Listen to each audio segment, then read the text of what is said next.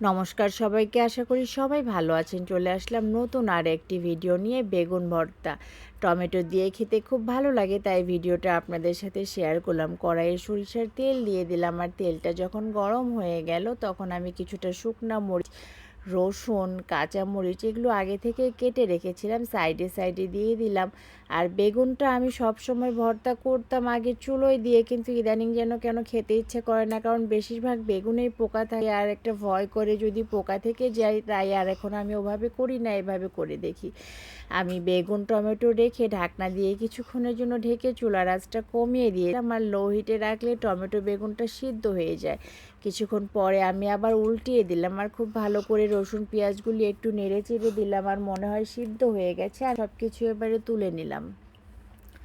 টমেটোটা খুব অল্প সময়ে সিদ্ধ হয়ে যায়, আর টমেটো বেগুন ভর্তাটা একসঙ্গে মাখলে টমেটোটা যেহেতু একটু খেতে খুব ভালো লাগে।